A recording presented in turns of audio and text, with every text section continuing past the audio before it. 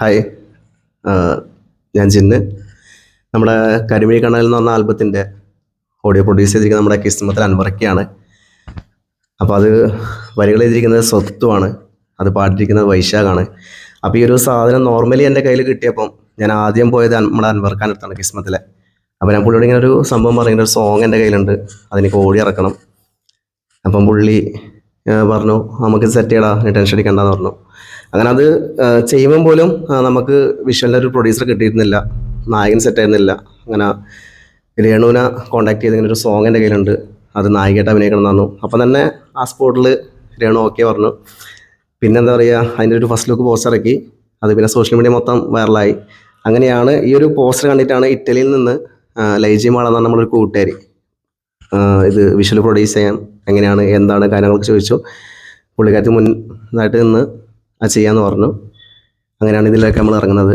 ബാക്കി നമ്മുടെ നായിക രേണുസുതി പറയും.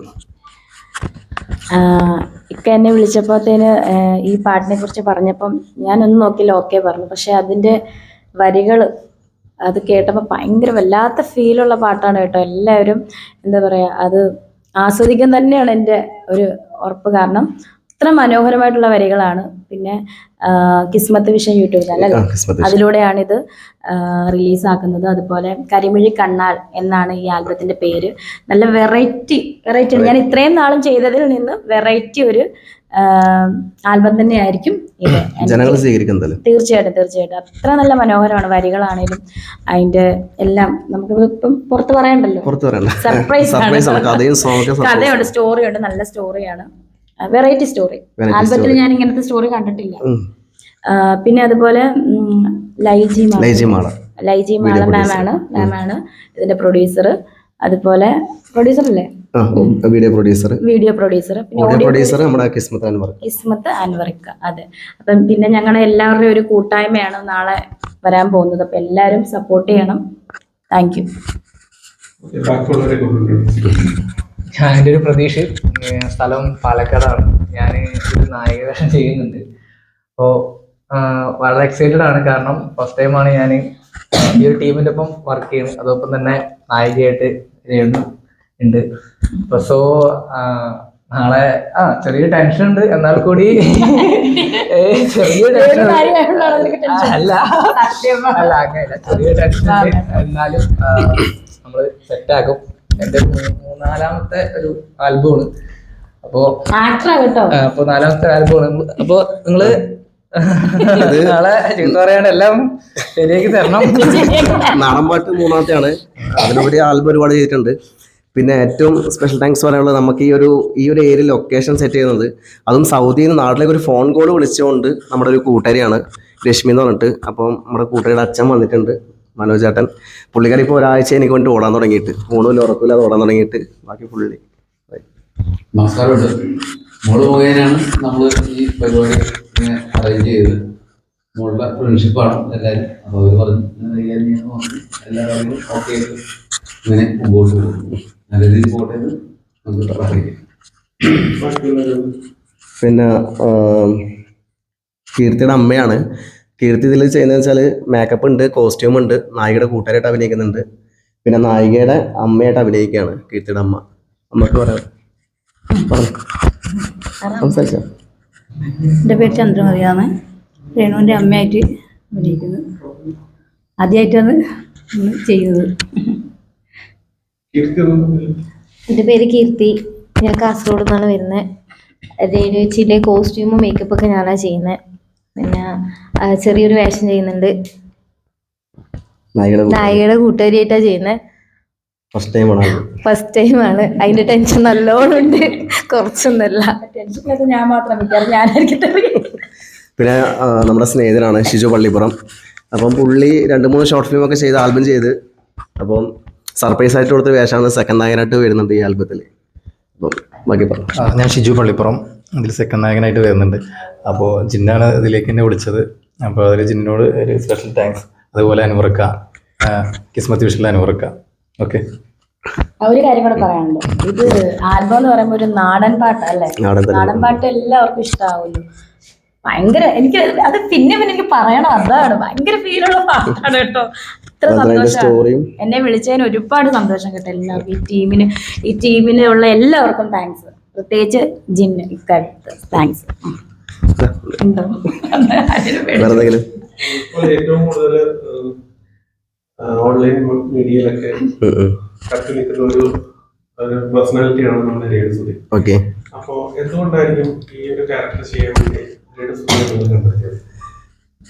ക്യാരക്ടർ ചെയ്യാൻ തോന്നിയെന്ന് വെച്ചാൽ ആ ഒരു നാടൻ ലുക്ക്, എൻ്റെ ഒരു മനസ്സിൽ സ്ക്രിപ്റ്റ് ഉണ്ട്, കഥയുണ്ട്, അതെന്തായാലും രേണുസുതിക്ക് ഓക്കെ ആവുമെന്ന് തോന്നി, അങ്ങനെ കൊണ്ടുവന്നെയാണ്. ഇപ്പം നേരിട്ട് കണ്ടപ്പം ഇപ്പം യൂട്യൂബിലൊക്കെ ഒരുപാട് പേര് ബാഡ് കമൻറ്റ് എടുത്തിട്ടുണ്ട്. സത്യം പറഞ്ഞാൽ നേരിട്ട് കണ്ടാലേ നമുക്ക് മനസ്സിലാവും രേണുസുതി എന്താണ് എങ്ങനെയാണെന്നുള്ളത്. അപ്പോൾ നമ്മൾ ഇനിയിപ്പം വർക്ക് ഇറങ്ങിയാലും ബാഡ് കമൻറ്റ് വന്നാലും നമ്മളത് കാര്യമാക്കൂല, അത് ഈ ചെവി കേട്ട് ഈ ചെവിയിലോട്ട് വിടും, അത്രയേ ഉള്ളൂ. രേണുസുതി ആദ്യമായിട്ട് ഇങ്ങനെ ഒരു ഓഫർ വരുമ്പോൾ എന്തൊക്കെയാണ് സംവിധായകരോട് ചോദിച്ചിട്ടുണ്ടായിരുന്നു?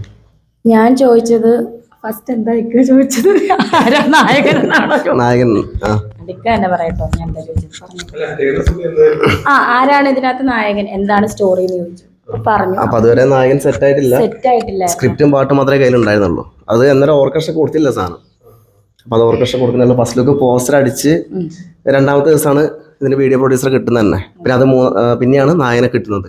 നായകൻ നമ്മുടെ കിസ്മത്തിൽ അൻവർ ഖാന്റെ ആ ഒരു കെയർ ഓഫ് കിട്ടിയാണ്. ശരിക്കും ഇപ്പൊ സജീവമായിട്ട് സിനിമ ചെയ്തുകൊണ്ടിരിക്കുകയാണ് രേണുസുതി.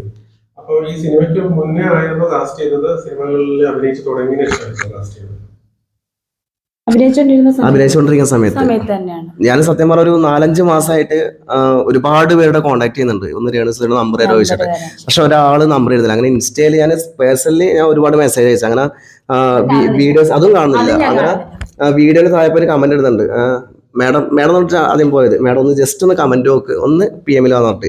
അങ്ങനെ 3 മാസം കഴിഞ്ഞിട്ട് 4-ാമത്തെ മാസം എന്തോ പറയുന്നില്ല, ഒന്ന് PM വന്നു, ഓക്കെ പറയൂ എന്ന് പറഞ്ഞ് നമ്പർ കൊടുത്തു. എന്നെ പേഴ്സണലി കോൺടാക്ട് ചെയ്തു. ഞാൻ പറഞ്ഞിങ്ങനെ സോങ് ഉണ്ട്, ഒന്ന് ചെയ്യാൻ പറ്റും, നായകട്ട് ചെയ്യാൻ പറ്റുമോ ചോദിച്ചു. ഓക്കെ പറഞ്ഞു, പാട്ട് കേട്ടു, ഇഷ്ടപ്പെട്ടു. അന്നേരം പോലും നമ്മൾ ആൽബത്തിന് പേരിട്ടിരുന്നില്ല, പിന്നെയാണ് പേരിടുന്നത്. സിനിമയ്ക്ക് മുമ്പേ അതുപോലെ തന്നെ കീർത്തി ഇതിനു വേണ്ടിയിട്ട് ഒരുപാട് കോസ്റ്റ്യൂമിനായാലും നമ്മുടെ ഈ ഒരു ആൽബത്തിലൊരു ഇത് വരുന്നുണ്ട്, തുടി വരുന്നുണ്ട്. അതിന് വേണ്ടി ഒരു ചെറുപ്പത്തൂരിൽ നിന്ന് കാസർഗോഡ് വരെ പോയിട്ടുണ്ട് ഈ സാധനം എടുക്കാൻ വേണ്ടിയിട്ട്. പിന്നെ ഏറ്റവും ഇതാ നമ്മുടെ മനോജ് ചേട്ടൻ ഒരാഴ്ചയോ ഊണ് ഉറക്കില്ലാതെ ഓടിക്കൊണ്ടിരിക്കുന്നത്. സ്പെഷ്യൽ താങ്ക്സ് ആണ് ഇതിന് വേണ്ടിയിട്ട്. ഒന്നും എത്രയും പറഞ്ഞാൽ നന്ദി പറയാൻ പറ്റില്ല. തീർച്ചയായും അവളാണെങ്കിൽ ഗൾഫിൽ നിന്ന് 24 മണിക്കൂർ വിളിച്ചുകൊണ്ടിരിക്കുകയാണ്. അമ്മൂസ് രശ്മി. അപ്പൊ ഇങ്ങനെ എന്തെങ്കിലും കാര്യങ്ങള് ചെയ്തു കൊടുക്കണം എന്ന് പറഞ്ഞു കഴിഞ്ഞപ്പോ ഞാൻ പറഞ്ഞ ആയിക്കോട്ടെ കുഴപ്പമില്ല. ഇത് അമ്മൂസിന്റെ അമ്മയും അനിയനുണ്ട് ഇവിടെ. ഒരു ആഗ്രഹം പറഞ്ഞപ്പം തള്ളി പറഞ്ഞിട്ടില്ല. ഒരു മുമ്പ് സോങ് കേട്ടിട്ടില്ല, ആൽബത്തിന്റെ പേര് കേട്ടിട്ടില്ല, ഇങ്ങനെ ഒരു ആൽബം ചെയ്യുന്നുണ്ട്, ഞാനാണ് ഡയറക്ഷൻ ചെയ്യുന്നത്, ഓക്കെ ആണോ ചോദിച്ചപ്പം യെസ് എന്ന് മാത്രമേ മൂളിയിട്ടുള്ളൂ. പിന്നെയാണ് സംഭവങ്ങളൊക്കെ കിട്ടുന്നതും ഓക്കെ പറയുന്നത്, എല്ലാം റെഡി ആയിരുന്നത്. പിന്നെ അതുപോലെ തന്നെ നായകനോട് സ്പെഷ്യൽ താങ്ക്സ് പറയണേ. പുള്ളിയോട് ഇങ്ങനെ നായകനുടെ അഭിനയം ചോദിച്ചപ്പോൾ പുള്ളി ഓക്കെ പറഞ്ഞു. അപ്പൊ ഞാൻ പറഞ്ഞു യൂട്യൂബിൽ ഇപ്പം വൈറലായിക്കൊണ്ടിരിക്കുകയാണ്, ഇങ്ങനെ വൈറലായിക്കൊണ്ടിരിക്കുകയാണ് രേണുസുതി. അപ്പം എന്താ പറയാ, ചിലപ്പം വേറെ ഒരു രീതിയിലൊക്കെ സീൻ വെക്കും, കുഴപ്പമുണ്ടോ ചോദിച്ചു. ഒരു കുഴപ്പമില്ല, ഞാൻ ആർട്ടിസ്റ്റാണ്, ആർട്ടിസ്റ്റ് എന്ന് പറയുമ്പോൾ ആ രീതിയിൽ അഭിനയിക്കുമെന്ന് പറഞ്ഞു. അപ്പം തന്നെ ഞാൻ പുള്ളിനെ പാസ്സാക്കി.